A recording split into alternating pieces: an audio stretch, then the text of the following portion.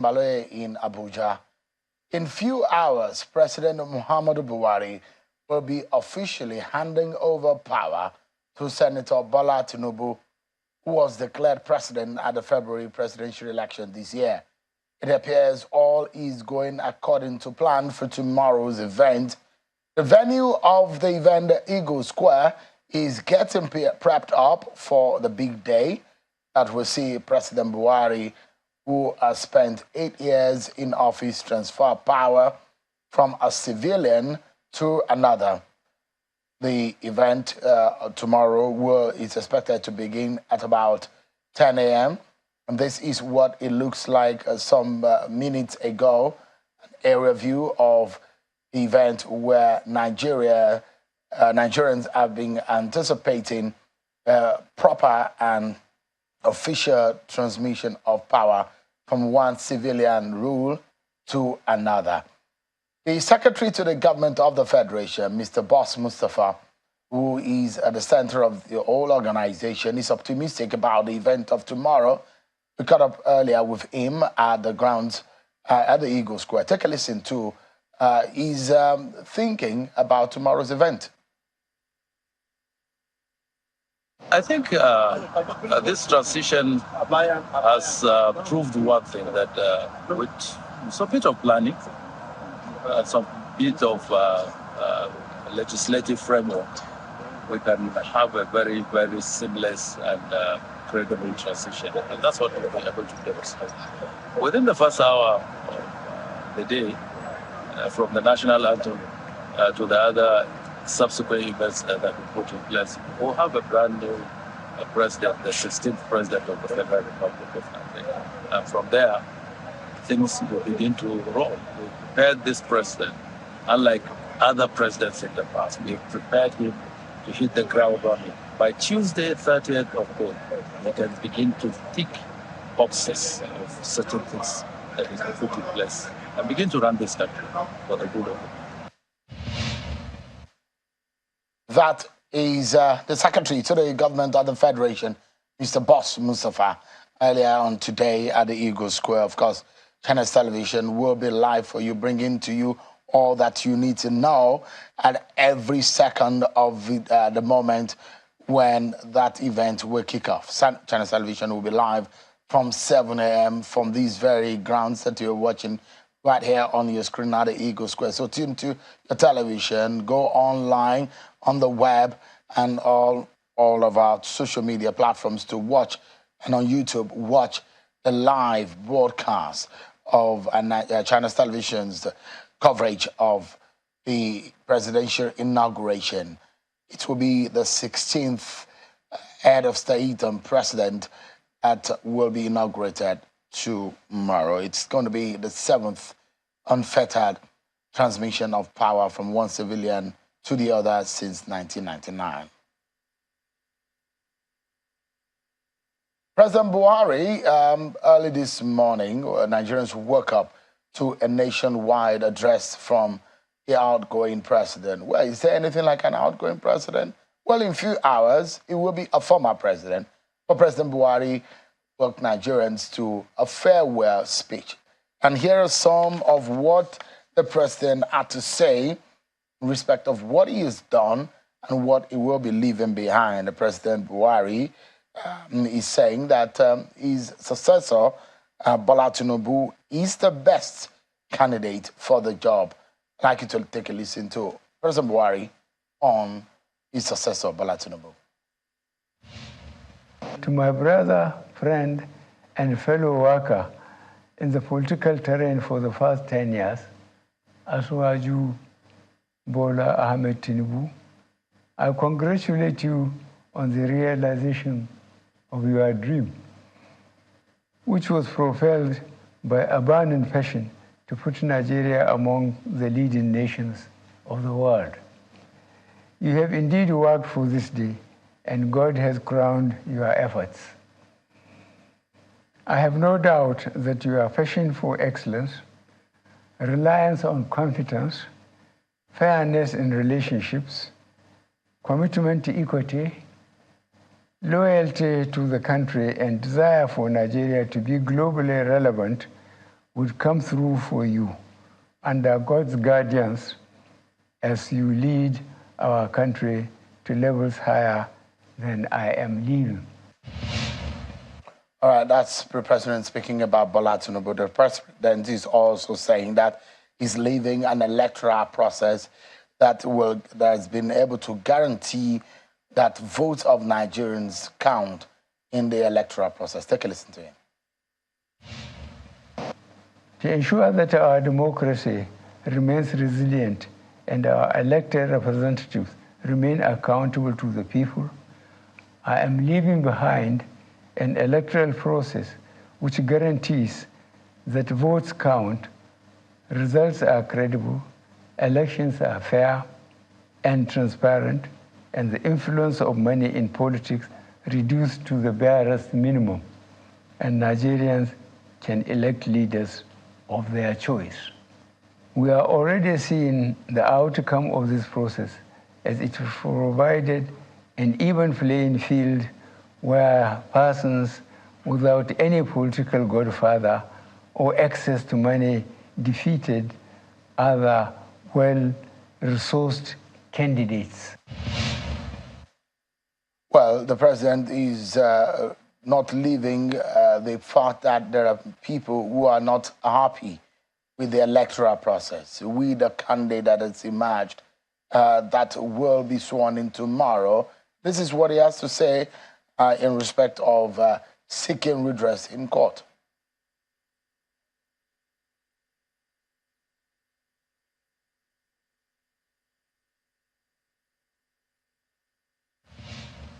To my brother, friend, and fellow worker in the political terrain.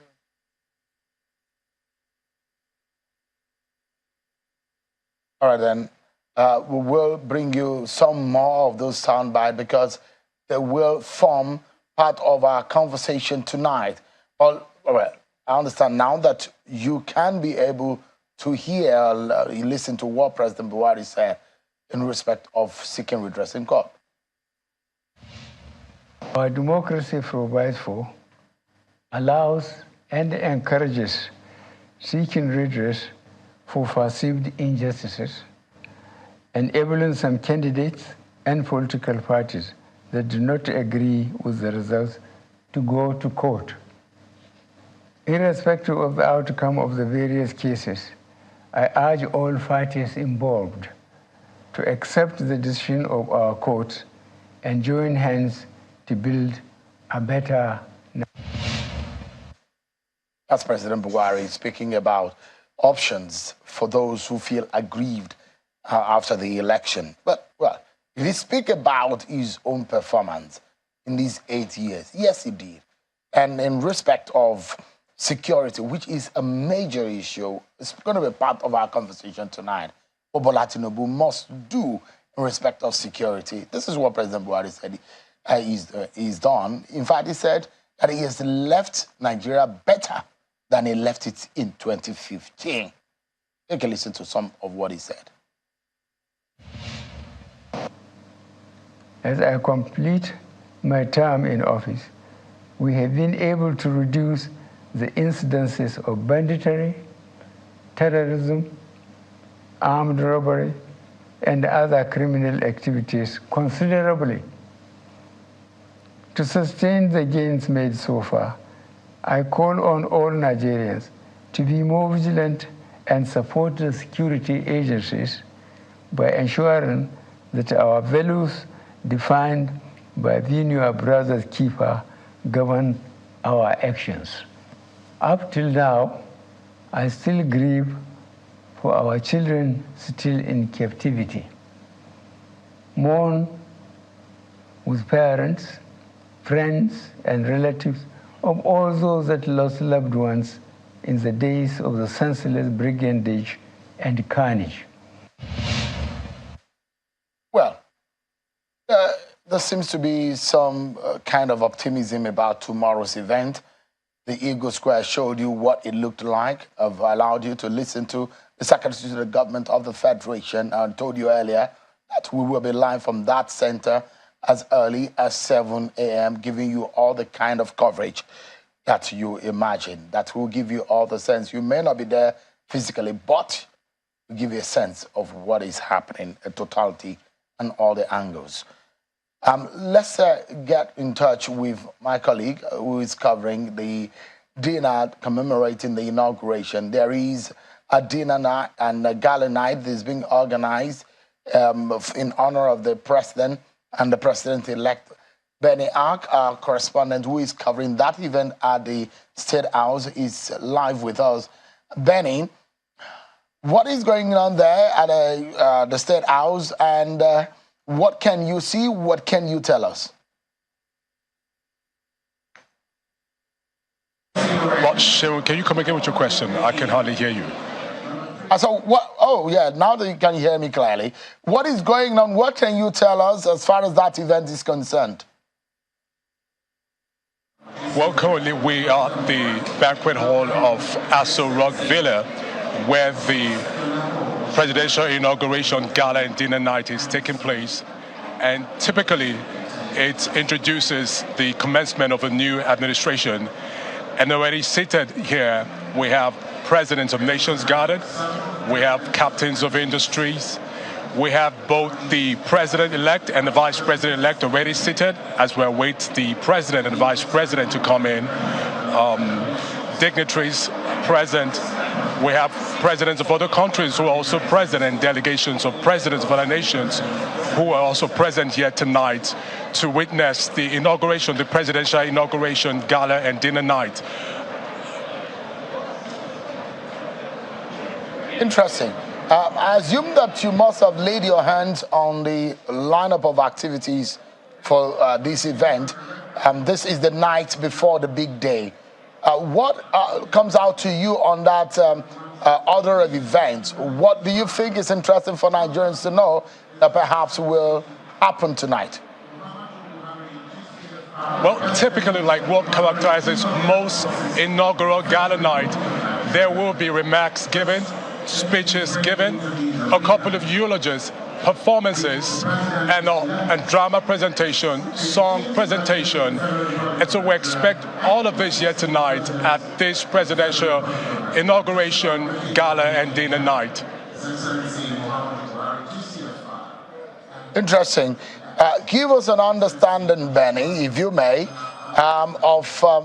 you told us earlier that we're expecting the president to be there. But the kind of atmosphere that you're feeling or seeing there, what does it tell you? Because, I mean, where I come from, there is a popular proverb that the night will tell you what the morning will look like. Is that Ghana night telling you anything about tomorrow already? So I didn't get that. You want to come again with your question? Sorry. All right, it's a very long conversation that I put up there. I thought I could drag you into giving us the gist. I mean, some of us would like to have dinner, but we are at work. But we're expecting tomorrow will be a good one. You look dressed for the event, Benny. Do enjoy yourself, and I'll see you later on.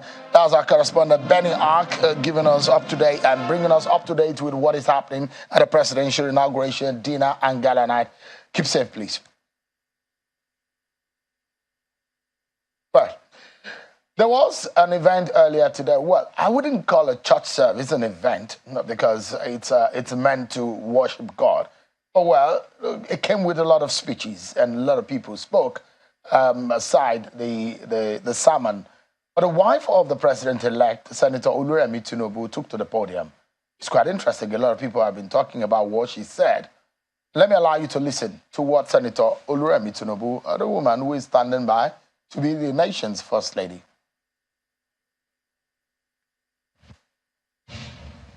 God has blessed my family.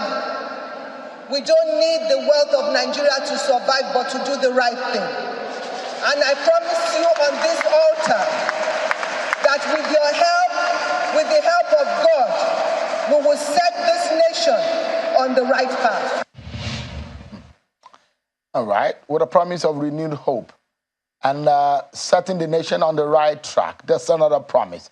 This one coming from the wife of the president-elect. And she said, I was watching and listening to a speech that the service earlier today.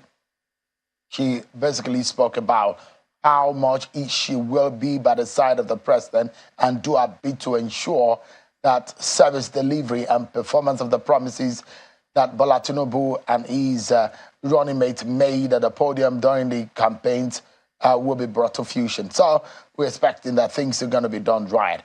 Let's give you perspectives in all of these and get a sense ahead of tomorrow.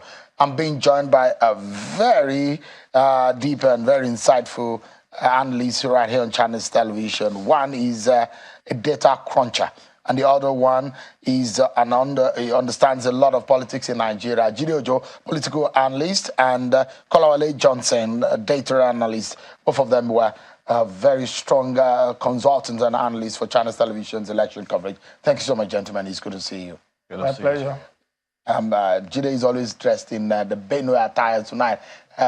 What part of the country are you dressed into to represent? This is okay. Or maybe because maybe it's the Bola Tinubu mood that is because there is a lot of talk in town of how the Lagos boys have emptied into Abuja. They're in Abuja. Guys, tomorrow is a big day for Nigeria. Either you love Bola Tinubu or hate him. Either you voted for him or not. Either you are of his political party or not. The fact remains that power will change hands. We will have a new president. But the feeling general, let me begin with you, Jide. What does it give you? Does it look like we're ready or the nation has a feeling that there is going to be a presidential inauguration tomorrow? Thank you very much, Seun. I mean, you could see the way I dress. I'm so excited. Not because I'm a Yoruba boy or a Yoruba man, as it were, but I'm excited for the fact that we've succeeded in having a peaceful transition for the 7th consecutive time. As a student of politics, this is the first time it's happening.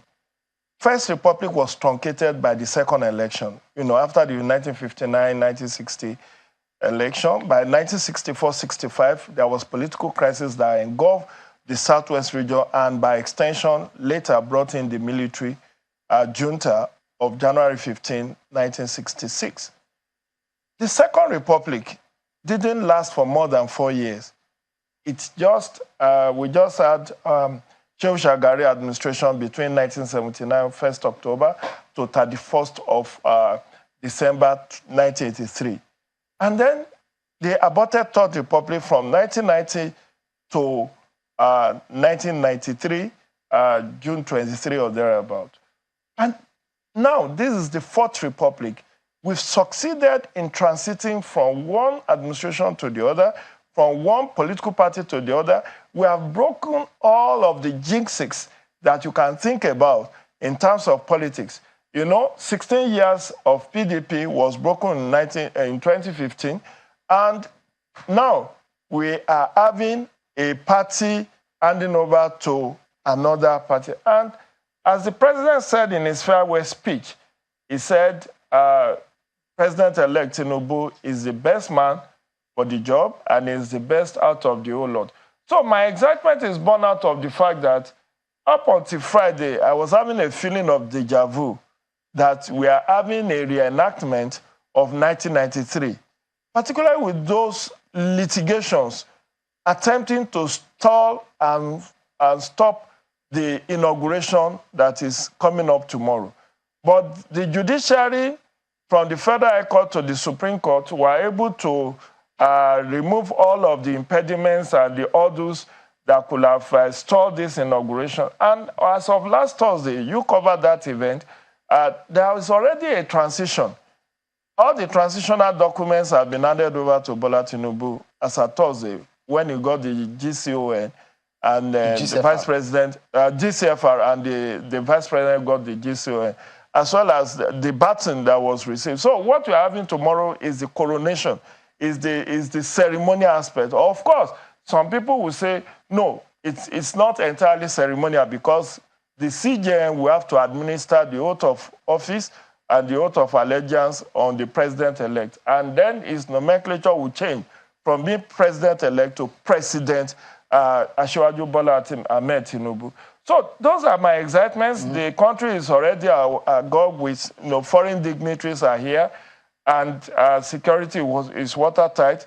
And we are looking forward to a principal event for tomorrow. I mean, I've covered a few transition events at the Eagle Square. And if you look at the visuals my colleagues are able to extract out of the Eagle Square, it tells, I mean, the place is wearing a new look, repainted. And for once, maybe an opportunity to give the Eagle Square a facelift, and even not only a facelift, but also smell good, because there's some part of the Eagle Square that doesn't smell very well. But everything looks prim and proper as far as the eyes can see. In fact, it's the drone shot that gives you some taste of how beautiful the Eagle Square is looking ahead of tomorrow. But I mean, I'm not impressed by beautiful looks. What Nigerians are yearning for is beautiful governance. Kolawole, do you agree with me? Do I have a choice? Yeah, you do have a choice. You have a choice. I agree. Except you want to label me a non-patriotic, and if I were, they will call EP, enemy of progress. Anyway, see, all of the politicking, it's about governance. The man that is shouting marginalization wants to feel the dividends of the government. Now, even the one saying that this is my own government is also looking out to benefit from the government, either directly or indirectly. All of the noise of politicking boils down to just that you've mentioned, good governance. And incidentally, I think Bola Tinubu seems to be, of course, if you're looking at the last place he served, I remember in 1999, I remember when he got to Lagos, the first thing he did, was to bring the Oracle 9 database then that solved the issue of ghost workers once and for all. He looked at the state. He knew that what they were generating would not take the state out. And he sat down, thought about it. You have something better today. I listened to Pat Thomas sometimes back, who said when he got back to the country in 1998 that Bola Tinubu sorted him out. And when he resumed as the governor of the state, again, he sorted him out. And they were having retreat of the cabinet every quarter. I think I have worked with some, with a few state government. I don't think I've seen a state, that takes its cabinet to, for retreat every quarter. So he seems like a man that understands the rudiment of governance. Get the right team in place. Delegate responsibly. You think you can get the right team? Oh my! Because a lot of people, I think that's a strength. Easily give him that attribute that you can. You can take anything. I have my reservations. You can take anything away from him, but that ability, to put the right team in place, I think he's got it. No, the reason why I'm asking this, and I'm not being pessimistic. No, let's interrogate that idea. Yeah, absolutely. So the reason why I had this conversation with one of my guests to say, look, Lagos, it's easy for you to bring Mr. What's the name of the DG of the budget office now? Akabueze. You can bring him. He's not from originally from Lagos State, Ben Akabueze. You can bring him to be to head your budget office in Lagos, and there may not be hue and cry because it's Lagos State. And you can bring in Professor Yemi Oshibajo. You can bring anybody to be your commissioner in Lagos State, Dele Alake, who originally people know that he's from Ekiti State and the rest. Now, put all these people and the federal character question, right? Now, so the question is that Nigeria, running a federal government is a totally different kettle of fish. Yeah. Now, there are those who say, in fact, Mr. Festus Keyamo had said, Minister of State is unconstitutional. So there are questions as to if you are trying to get quality, you are also being bound by the issue of federal character. You have to consider that these people have to come from the 36th state of the Federation. Now, so that's the question I'm asking, whether or not his net is wide enough to be able to catch as wide-ranging of quality of persons as possible. Sean, I think that exactly is a bit. I listened to some arguments during the primaries of APC, and something got me fascinated.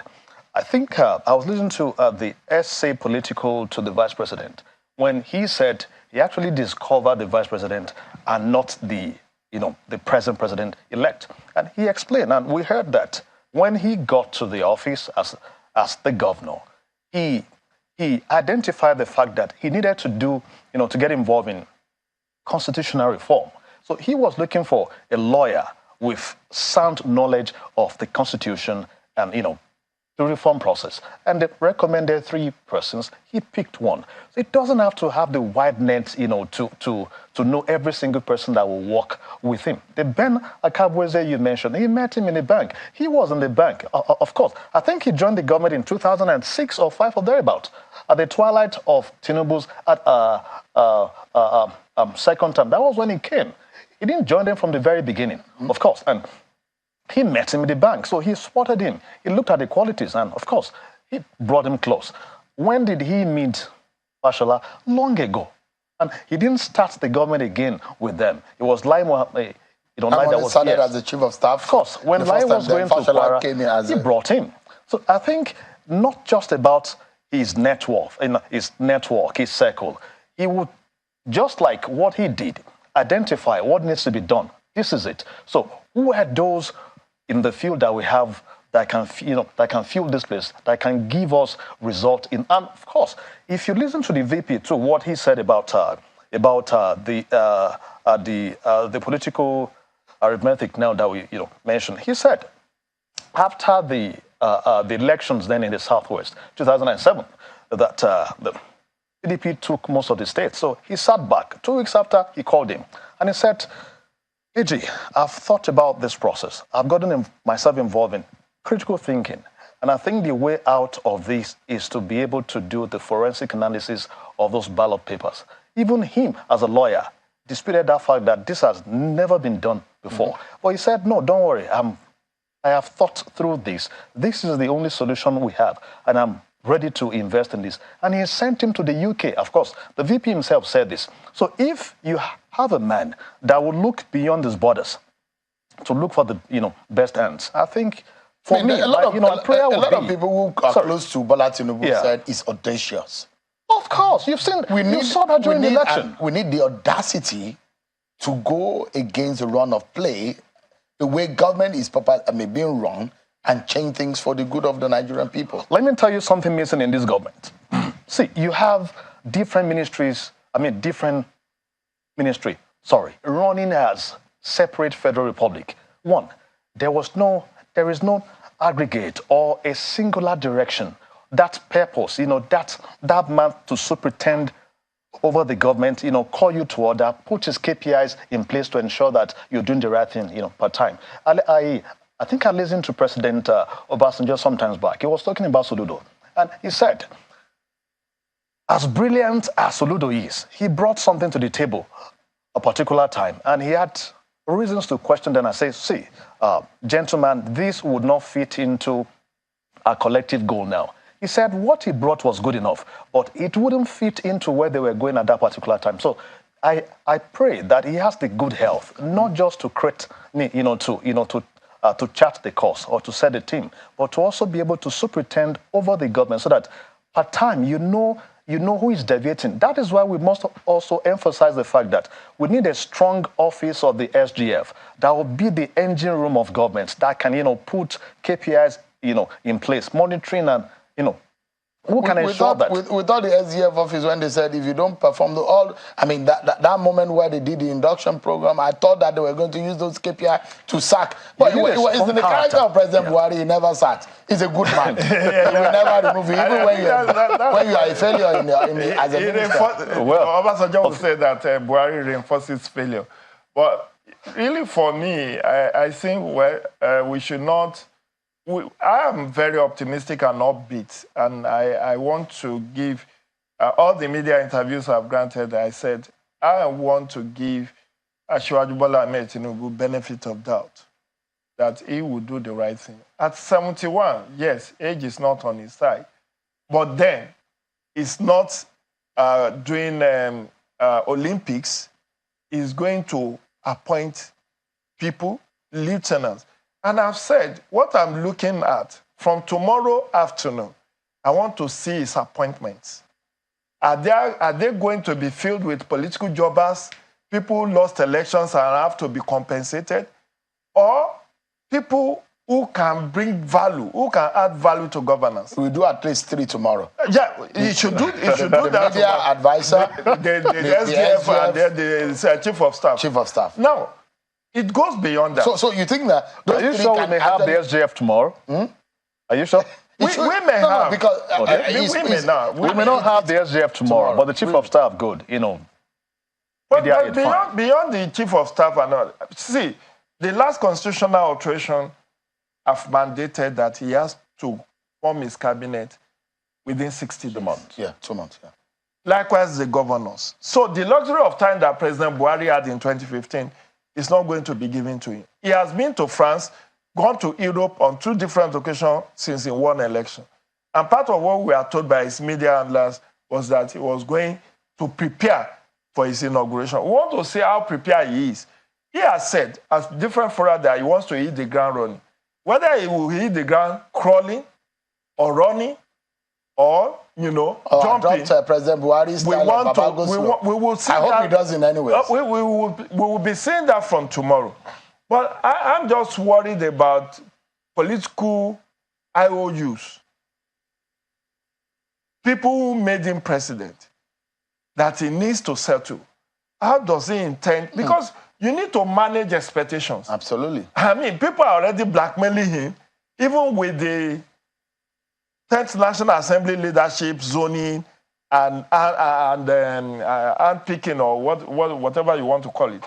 They are already saying, oh, my zone gives you 50% of the vote, and you cannot give us number 3 citizen, you cannot give us... So those expectations have to be managed. Because now, for those who won their elections, maybe to Senate or to re-election as a governor, it may not have much problem with them. But those who lost out, and we have about 7 of them that lost out in their bid, and out of those 7, about 4 or 5 are from the APC. So these people, how do you accommodate them? Or would you have to accommodate them for those who lost? You know the people I'm talking about, the Ben Ayades of this world, the other APC stalwarts that lost election. What kind of position do you want to give them? Because they will be engaging in Simon Lalong. The Simon Lalong, who is actually the DJ of his campaign, who lost in a bid to even get senatorial election. So those people and several others, for instance, the Kano State governor, we learned is already raising doors that, the meeting in France with Kwakwanso is like the Ashwaju is trying to sideline him. So how do you compensate someone like Ganduje? So for those caliber of people, I know there are enough appointments to go around because there are about 1,000 ministries, departments, and agencies. And from tomorrow, there will be very many vacancies that needed to be filled. And my own charge is that unlike the outgoing administration, don't wait till the tenure of a chief executive ends before you start looking for who to replace them. Make your appointment 3 months to the exit, whether it's a Comptroller General of Customs or Immigration or IG of Police. The situation where somebody's tenure will end and then you say hand over to the next senior person. Mr. Ojo, it doesn't make we need to go on a break. But I know that within the very first 2-3 weeks of Bola Tinubu getting in the saddle, he needs to appoint perhaps a new IG. He needs to appoint perhaps a new CBN governor because we are hearing within his rank that they're not comfortable or there are some pleas. I mean, a lot of talks that are going on in the political. You're not talking about the NSA. Absolutely. These are national security. Security is your number one problem. In fact, we'll go on the break, but when we come back, we'll be setting an agenda for the Tinubu presidency. But we will start with security, which is very critical. If he needs to get anything right, a lot of people have said, security number 1, economy, in fact, power, electricity will be very critical to jumpstart this economy that a lot of people have described as somewhat failing. We'll be right back with my guest tonight on the program. Stay with us.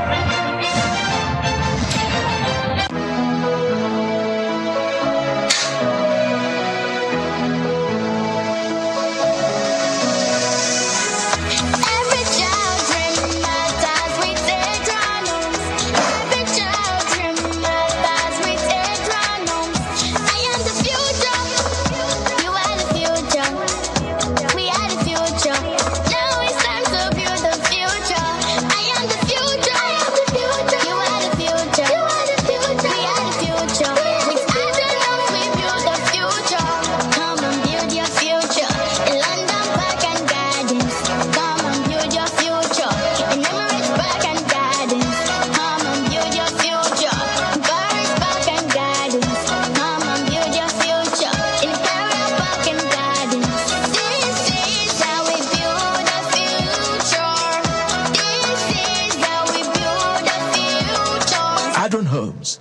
serving cities, communities, and homes.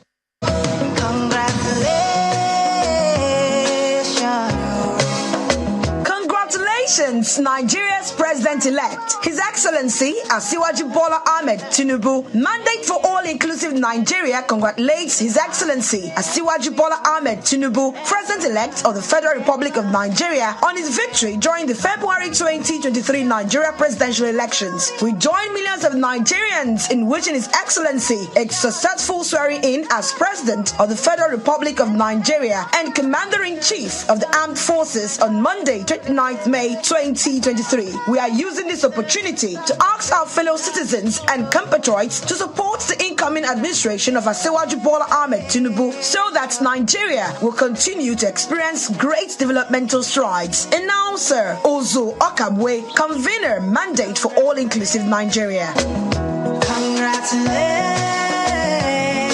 Experience the opulence and security of Swiss Trade Doors. With over 30 years experience, exclusive with a touch of history and craftsmanship, Swiss Trade Doors are made from the finest ancient aga and ivory wood. A range of exclusive armored doors, elegant interior doors, carefully crafted by world-renowned architects and engineers. At Swiss Trade, a door is much more, plus premium quality onyx stones and luxury interiors. Visit Swiss Trade today or call now.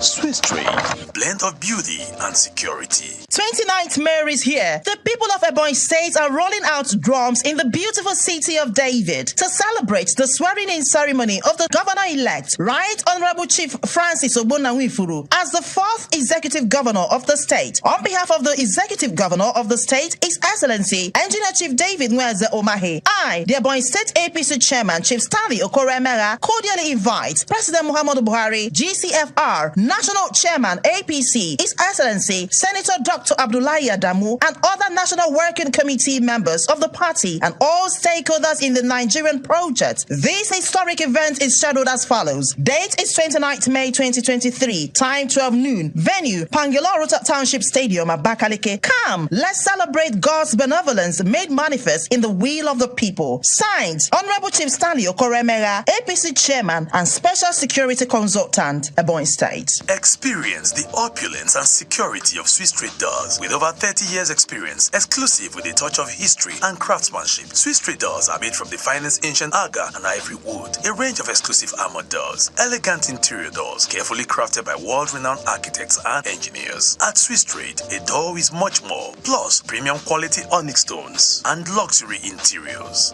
Visit Swiss Trade today or call now. Swiss Trade, blend of beauty and security.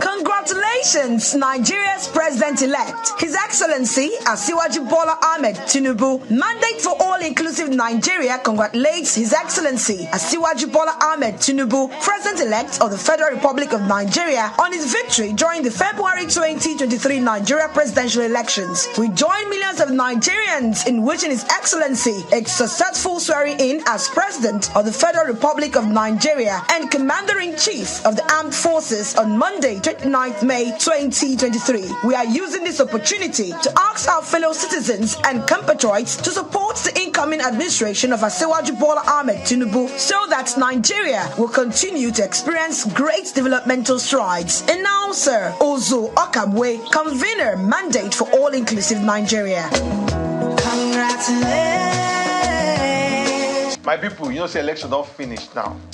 You don't elect president, elect governor, National Assembly members, State of Assembly members. But matter see the tribunal. Well, we have to move forward. First of all, the person where you send go office, it be like say you send a message. Suppose they check upon him, suppose they call him. You suppose they ask him the money where I put for your hand. How you take the manager? Employment, opportunities where you promise me for manifesto. You go do them, I be you no do them. Now here, budget is gonna make it simple for you. If you track government budget, how government takes spend money for your area from budget.org. You even fit track public projects, all the roads, the schools, the hospitals for your area, tracker.ng. You even fit on allocation for your state, for your local government, me.budget.org. Now, the matter in your hand. The person where you send go office, you suppose make sure say they work for you. This message now from Budget.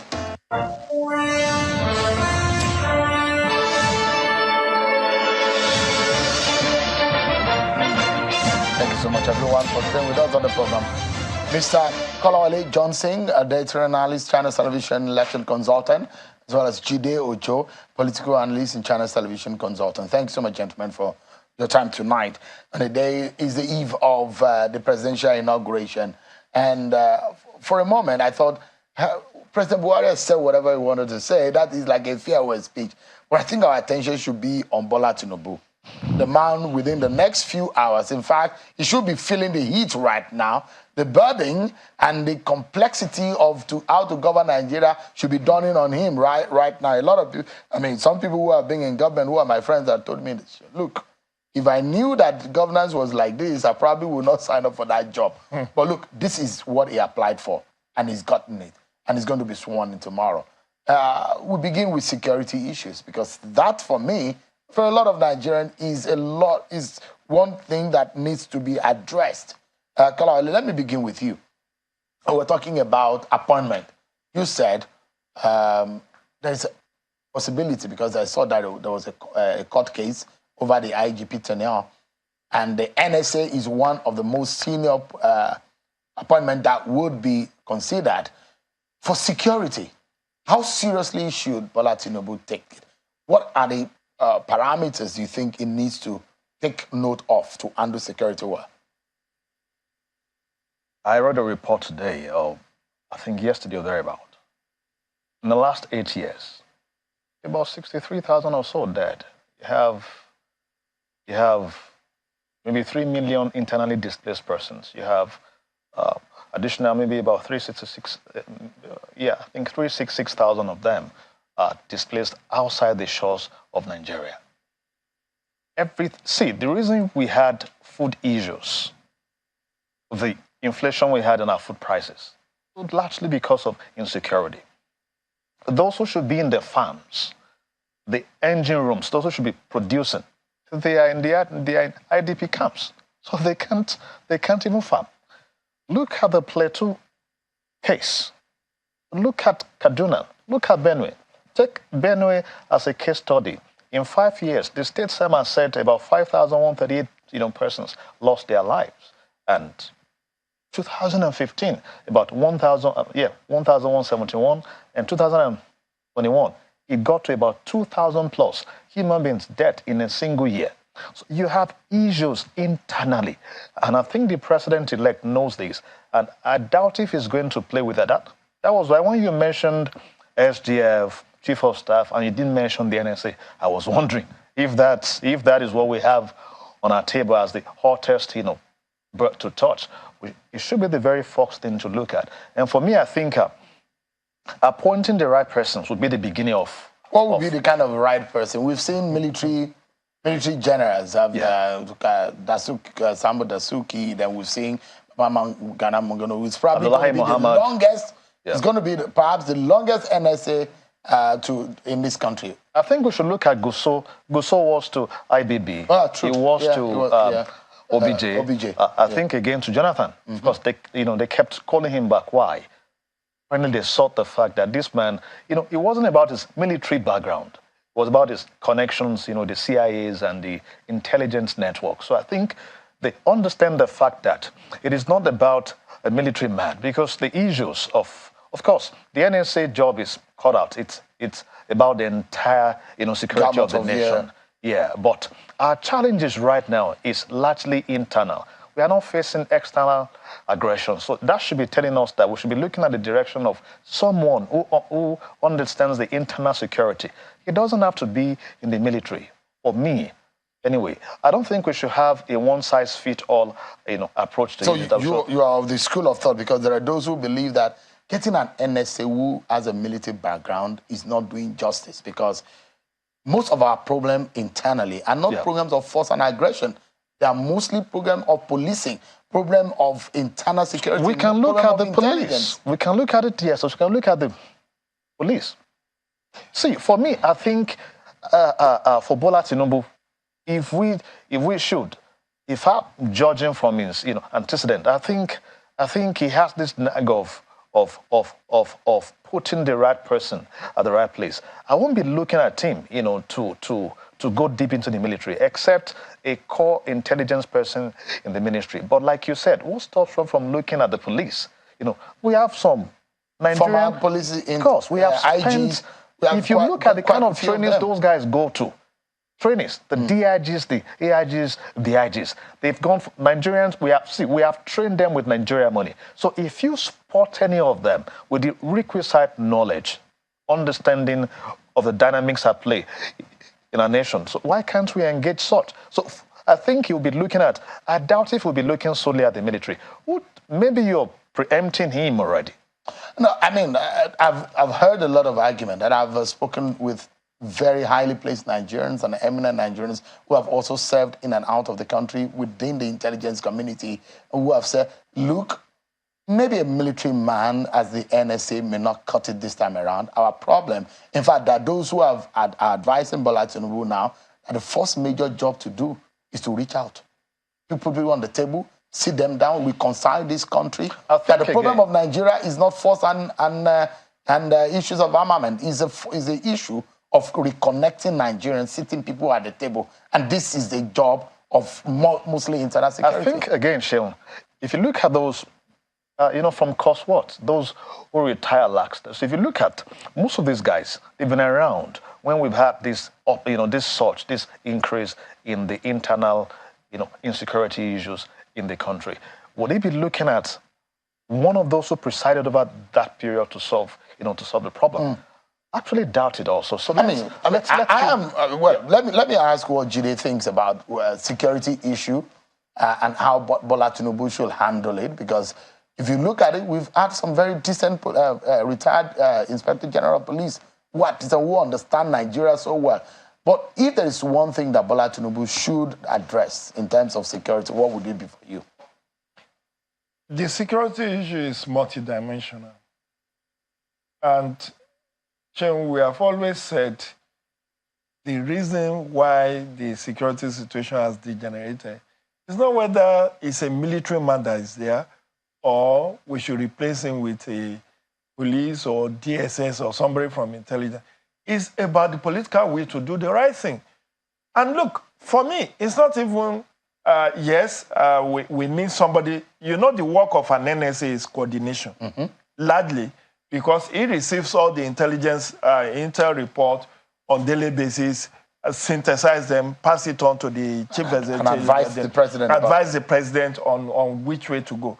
So, and the Office of National Security Advisor, incidentally, is not recognized. It's not backed by any law. You understand? It's not in the Constitution. But it's so crucial. But it's so crucial. Even the chief of staff position, that a lot of people will say it's not backed by any law. Some governors they don't even appoint their chief of staff. Now but it's so crucial. That is it. So we need some policy or legal backing for that office to set the parameters of what is expected. Because now that Office of National Security Advisor receives annual budget in billions, and yet no official recognition for it. But that aside, what I'm of the opinion in resolving this issue is not a one-size-fits-all. Appoint the right National Security Advisor, but also let his office be well-resourced as to be able to ensure that, one, you give him all that he needs to perform, give him the KPI that my brother here has been talking about, key performance indicators. If in 6 months or 1 year you fail to perform, you know why I like Abramovich, former owner of Chelsea? It does not reinforce failure. Even if you dine and wine with him on a daily basis, if you lose 5-7 matches consecutively, you are a god. He sacks you. He doesn't look at you chest face, as we say in local palace. So that is part of what I will expect. You are just appointed as a lieutenant to the president. If you fail to deliver at the end of 6 months or 1 year, you are shut. Just like the president-elect, when he gets into office, you understand that Nigerians hire him and they can fire him. They can also fire him. If he hires anyone, they should be fired. Exactly. Isn't it? No. See, I think the difference in this will be that you have a man who likes planning. And once you have it, of course, as a strategist, once you have before you appoint, even when you appoint, before the man, he will have his terms, of course, his terms. He will have what you want him to do.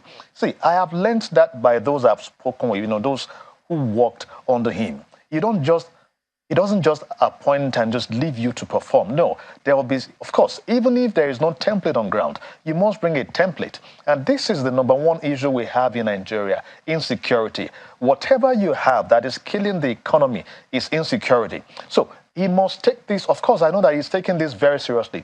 And I think there will be template on ground. So whoever he's appointed, I doubt if he's going to bring the template alone. There are people, around. I will put this on the table. That's okay. This is the direction. This is how to solve these issues. And I think we may not have the issues of this man is not performing because you have someone superintending over the government. And that is why I keep saying that you need a strong SGF. I don't understand why we are playing with that office. The Chief of Staff office, I think it was it Alberto at the White House?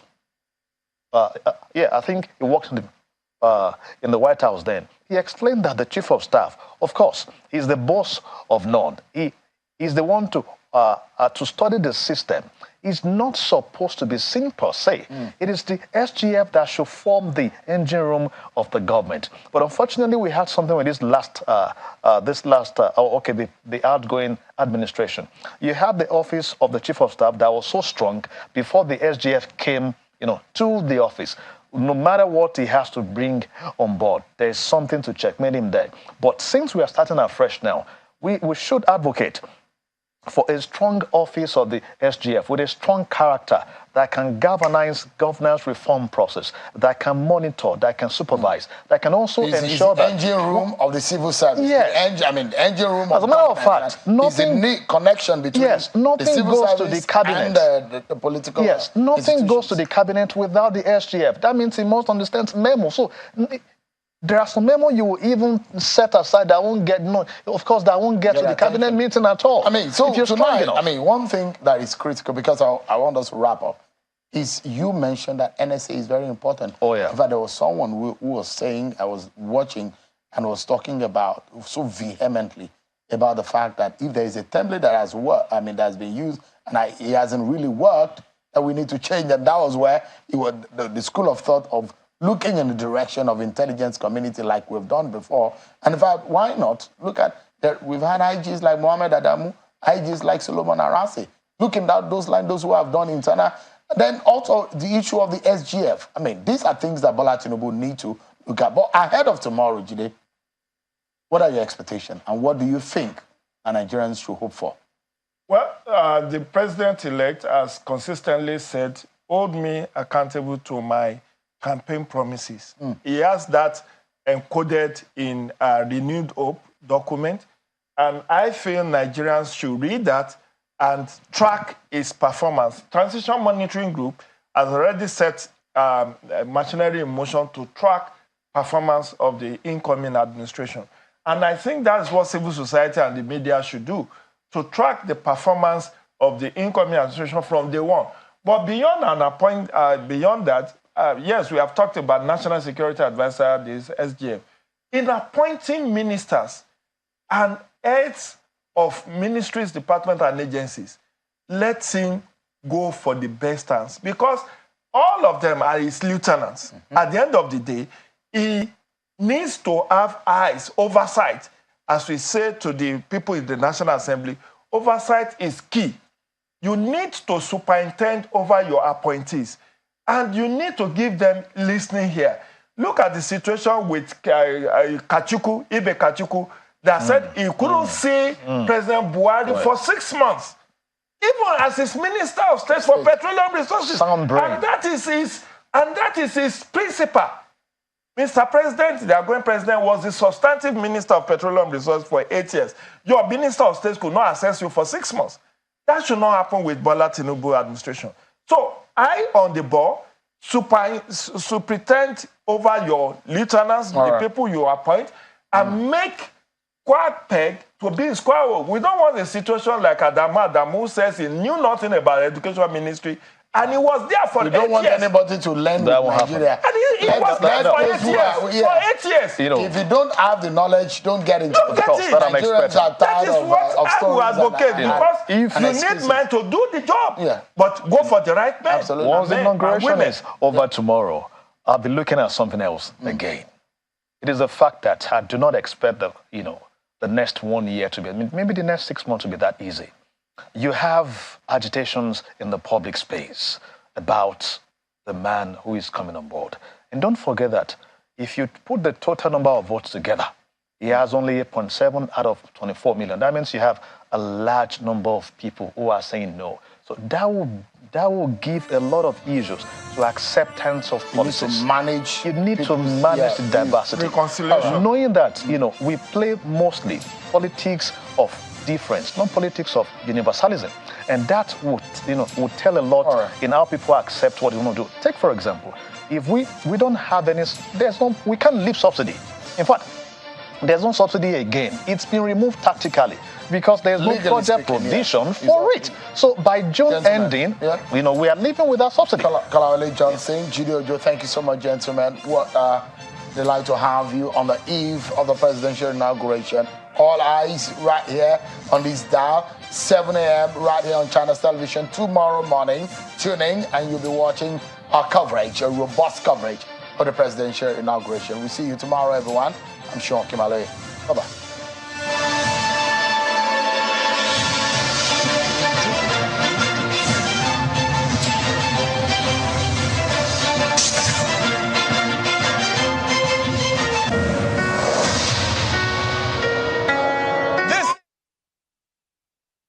Simply log on to channelstv.com. Click on podcast, select the program of your choice, and listen. Our podcast is available on Apple, Google, and Spotify. Tap the expertise you trust. Touch the stories that touch you. Anytime, anywhere.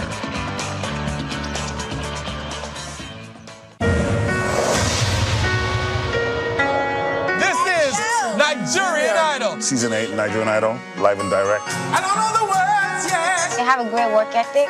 Be passionate about what you do. Talent is never enough. Wow! You're incredible. What? Right, glory.